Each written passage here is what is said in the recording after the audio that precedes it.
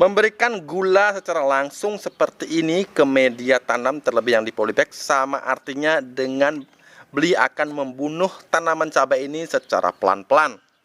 Membunuh secara pelan-pelan, membuatnya menderita. Jadi jangan lakukan hal ini.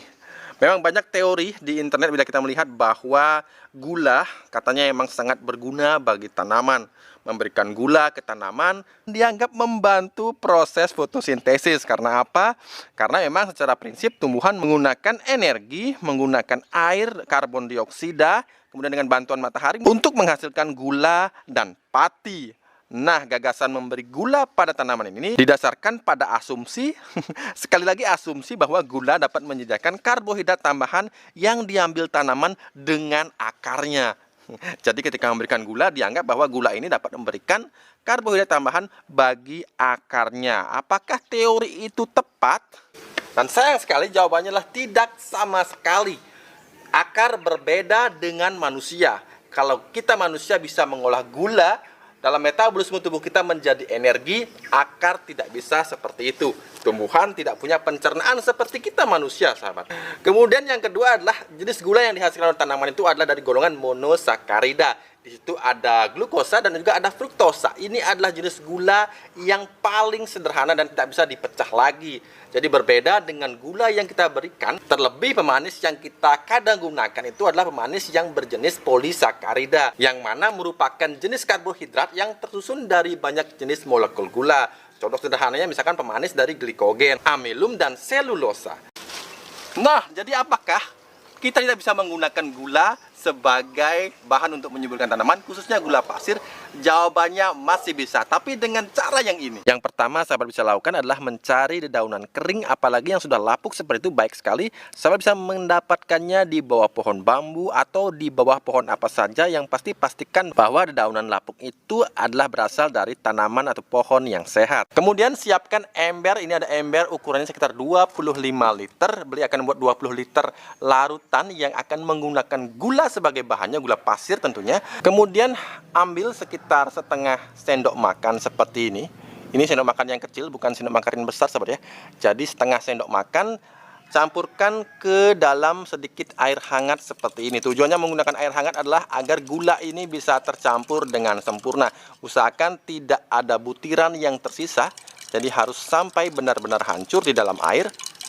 Nah, jadi sampai seperti ini, kemudian masukkan ke dalam ember. Kemudian tambahkan kurang lebih sekitar 20 liter air ke dalam ember ini. Jadi gulanya hanya setengah sendok makan, airnya 20 liter. Oke, sekitar 20 liter air, kemudian kita akan aduk. Oke, cukup. Nah, kemudian setelah diaduk, tinggal masukkan dedaunan kering yang kita tadi ambil dari bawah pohon bambu. Jadi di sini bukan daun bambu saja, tapi campur-campur, sahabat ya.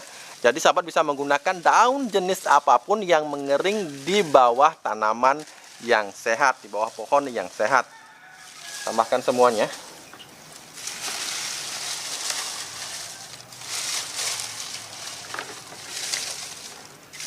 Nah, jadi kita aduk, sahabat ya, sampai benar-benar merata. Jadi benamkan sambil diremas-remas seperti itu.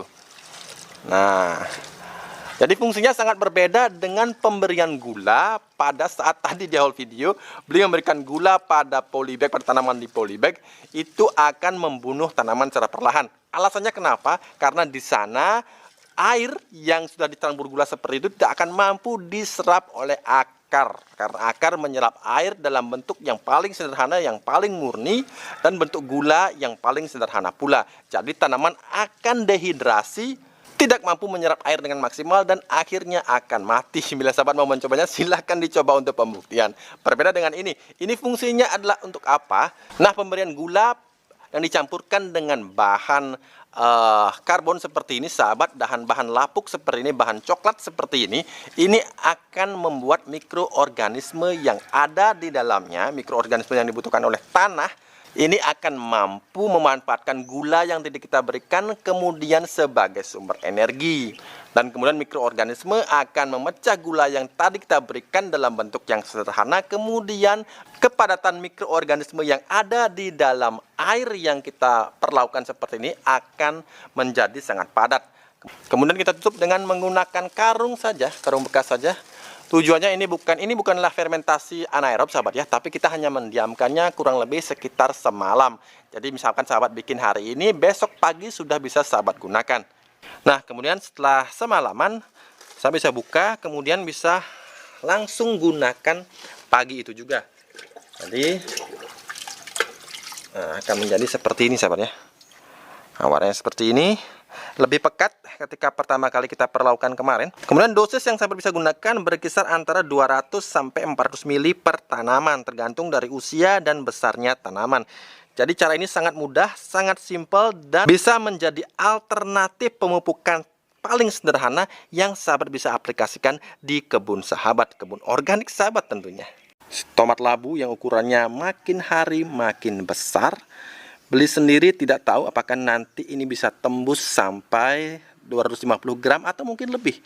Kita lihat saja saat matang nanti. Tapi yang jelas saat ini ukurannya sudah mulai lebih besar daripada kepalan tangan beli. Si kuning yang sudah berubah menjadi agak jingga seperti itu sahabat ya. Agak kemerahan dan rasanya luar biasa manis. Oke, cukup sampai di sini video beli kali ini. Mudah-mudahan bermanfaat, mudah-mudahan menginspirasi, dan jangan lupa untuk selalu berusahalah menanamlah hari ini agar kita bisa panen esok hari. Sampai jumpa lagi di video-video beli berikutnya.